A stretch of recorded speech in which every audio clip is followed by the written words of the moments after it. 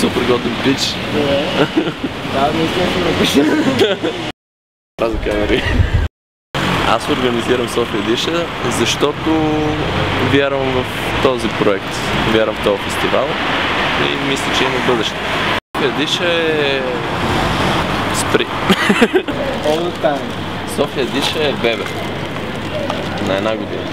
Правя тази неделя ще отпразнуваме първия му рожден ден. София Диша не е просто ето така затваряне на някаква улица и сипане на някакви хора, които се напиват. Искаме София Диша да е фестивалът, в който всички граждани на София се виждат себе си като участници. София Диша да е фестивалът, който да представлява столицата по достоен начин.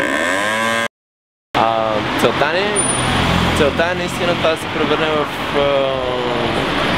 един от основните фестивали, които се случват в София като столица на България. Има за цел представяне на млади хора, които тепърва започват в някакво поприще, независимо от това какво е. София Диша дава сцена на всеки един, който би искал да се изяви. Естествено това става посредством изграждане на някакви теми, някакви критерии.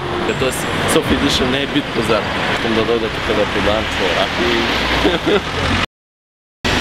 Миналата година София Диша беше много тежка. Миналата година всичко ставаше абсолютно фри. Нулев бюджет. Всички, които се наехме да участваме миналата година, го направихме за идеята. Знаете, че това е събитие организирано от общината, но дори в общината миналата година имаше адски много резерви към това събитие. Ние успяхме да ги убедиме в това, че София Диша е наистина стойностно събитие и проект. В тази връзка тази година общината отдели бюджет, така че мисля, че миналата година постигнахме ужасно много. Тази година София Диша ще е по-добра от миналата година.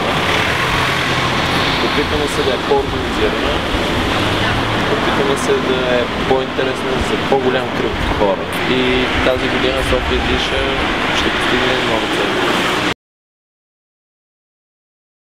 Мислите на София Диша са много интересни, но няма да ви издам в момента кои са. Всяка седмица ще обявяваме различния тематичен акцент, който ще представлява София Диша. Какво друго искаш да ти кажа?